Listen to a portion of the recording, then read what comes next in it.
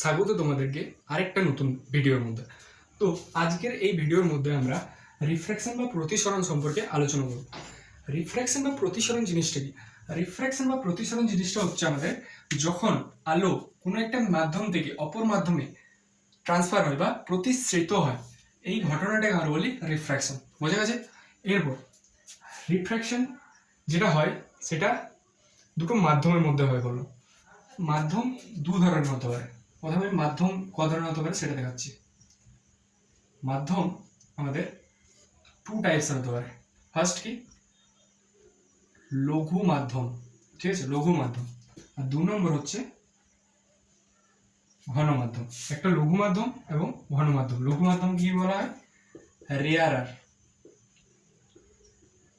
আর ঘন মাধ্যমকে আমরা বলি ডেন্সার। ডেন্সার মিডিয়াম, এটা রেয়ারার মিডিয়াম, ঠিক আছে। এরপর কিভাবে এই রিফ্র্যাকশনটা হয় সেটা আমি বোঝাচ্ছি। এখানে আমি একটা প্লেন আঁকলাম, ঠিক আছে। প্লেনের উপর একটা ইনসিডেন্ট রে পড়লো, এটা হচ্ছে নর্মাল। ইনসিডেন্ট রেটা নর্মাল সাথে অ্যাঙ্গেলটা গঠন করলো, ইনসিডেন্ট অ্যাঙ্গেল, ঠিক আছে। নর্মালটাকে আমি একটু বাড়িয়ে দিলাম, এটা হচ্ছে নর্মাল এন, ঠিক আছে।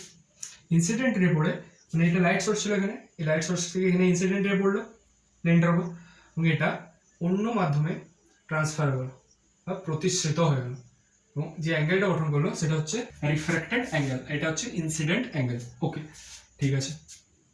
এবং এই এই যে এটা এক নম্বর মাধ্যম, এটা দু নম্বর মাধ্যম। এই মাধ্যমের প্রতিসরাঙ্ক মিউ ওয়ান এবং এই মাধ্যমের প্রতিসরাঙ্ক মিউ2, ঠিক আছে। বোঝা গেল কিভাবে আমাদের রিফ্র্যাকশন হয়। এরপর আমরা স্নেলস ল সম্পর্কে আলোচনা করব। স্নেলের সূত্রটা কি? ধরো এটা একটা প্লেন, ঠিক আছে। এটার উপর এটা একটা মাধ্যম, এটা একটা মাধ্যম। এই প্লেনটা সেপারেট করেছে দুটো মাধ্যমকে। এই মাধ্যমের প্রতিসরাঙ্ক মিউ1, এই মাধ্যমের প্রতিসরাঙ্ক মিউ2, ঠিক আছে। বোঝা গেছে? এখানে একটা ইনসিডেন্ট রে পড়লো, এটা হচ্ছে নর্মাল, ঠিক আছে, এবং এটা রিফ্লেক্ট হয়ে গেল, ঠিক আছে।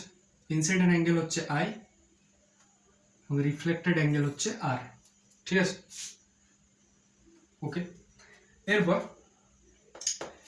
এই প্রথম মাধ্যমের রিফ্র্যাক্টেড ইন্ডেক্স বা প্রথম মাধ্যমের রিফ্র্যাক্টিভ ইন্ডেক্স বা মিউ1 ইনটু সেই মাধ্যমে ইনসিডেন্ট রেটা যে অ্যাঙ্গেলটা গঠন করেছে ইনসিডেন্ট অ্যাঙ্গেল, তার sine value, sine I is equal to second মাধ্যমের যেখানে প্রতিষ্ঠিত হচ্ছে, যেখানে রিফ্র্যাকশন ঘটছে, সেই এই রিফ্র্যাকশন কোন মাধ্যমে কি হচ্ছে?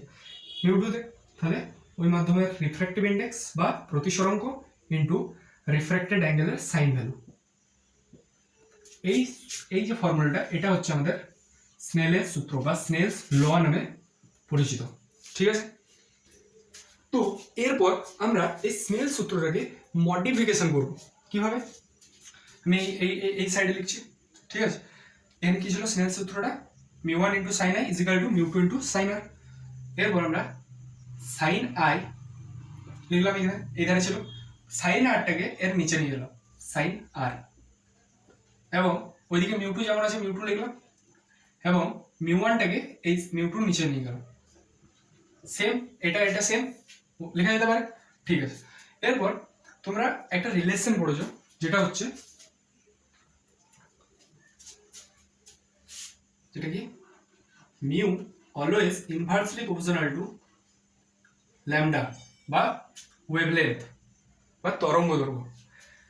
রিফ্র্যাক্টিভ ইন্ডেক্স বা প্রতিসরাঙ্ক তরঙ্গ দৈর্ঘ্যের সাথে ইনভার্সলি প্রপোর্শনাল, ঠিক আছে।